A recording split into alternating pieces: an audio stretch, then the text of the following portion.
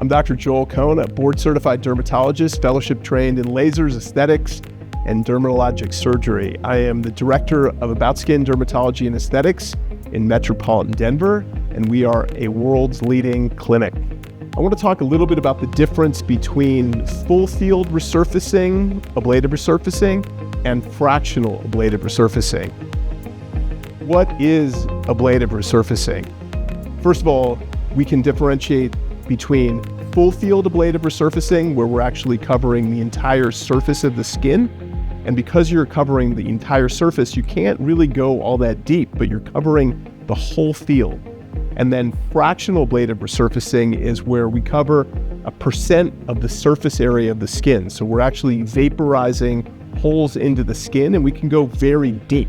Oftentimes, I'm doing a combination of both. So one of the things I've written about is where we actually pick what I call choosing the right tool for the job. So around the mouth and around the eyes typically have more etched lines, more wrinkles. So I like to use heavy full field resurfacing. And then on the rest of the face where there's less lines and wrinkles, we can use fractional ablative resurfacing. So these heal at different time frames. Around the mouth and around the eyes may take a week or 10 days to heal, and the rest of the face may actually look pretty good after 5 or 6 days. As far as ablative laser resurfacing, many people are hesitant to get the treatment because of the downtime.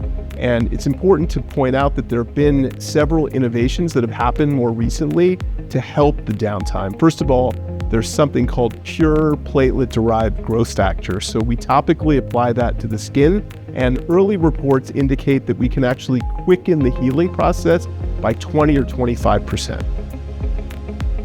The consultation for resurfacing is really important. So we'll look at a patient's skin, we'll talk about their history of healing, other surgical procedures they've had, if they have any history of abnormal bleeding, scarring, or prolonged wound healing. We'll talk about some medical conditions that may preclude during certain types of resurfacing. We'll talk about medications as well. So resurfacing is something that has downtime, and I want to make sure that we're on the same page, that we look at before and after pictures, but we also look at pictures of the progress day to day or every few days during the healing. As a dermatologist and someone who's trained in skin cancer surgery as well, I see a lot of different types of sun damage, and it's a few times a year where I'm actually looking at a patient in front of me who's there for a cosmetic purpose, and they may have something that's concerning or irregular, and I'm thinking about a skin cancer. So there are certain types of skin cancers that sometimes we can actually see from across the room, like a basal cell carcinoma is a little pearly bump. Oftentimes it'll have a little bleeding or scabbing. A squamous cell can be a thickened area of skin, which is usually a bump and sometimes has a bit of an erosion.